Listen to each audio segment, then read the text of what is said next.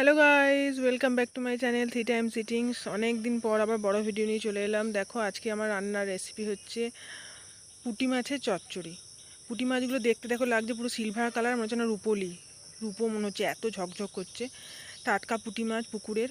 এবার এটা দিয়ে এর মধ্যে কি কি করছি খুব সহজ উপায়ে দেখো, তোমার খুব সহজ উপায়ে চটজলদি রান্নাটা হয়ে যাবে। হলুদ দিয়ে দিলাম 1 চামচ, নুন 1 চামচ, লঙ্কার গুঁড়ো একটু বেশি করে দেবো, একটু ঝাল ঝাল ভালো লাগে তাই লঙ্কার গুঁড়ো 2 চামচ।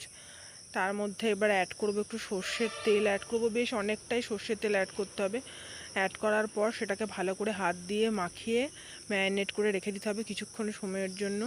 ভালো করে যে মাখিয়ে ম্যারিনেট করে কিছুক্ষণ সময়ের জন্য ঢাকা দিয়ে ভালো করে রেখে দিতে হবে। আর এদিকে এটা করার জন্য পেঁয়াজ কুচি, লঙ্কা কুচি, এইসব কুচি কুচি করে পেঁয়াজ লঙ্কা নিয়ে কড়াইয়ে তেল গরম দিয়ে দেখতেই পাচ্ছ দিয়ে দিচ্ছি পেঁয়াজ কুচি লঙ্কা কুচি দিয়ে ভালো করে নাড়াচাড়া করতে হবে। নাড়াচাড়া করে একটু ভাজা ভাজা যখন হবে, একটু ভালো মতো ভাজতে হবে যাতে পেঁয়াজটা ভালো করে সেদ্ধ হয়ে যে ভাজা ভাজা হয়ে গেছে। তার মধ্যে এবারে ম্যারিনেট করা পুঁটি মাছগুলো ঢেলে দিলাম। পুঁটি আর মৌরলা একসাথে মিক্স করা আছে।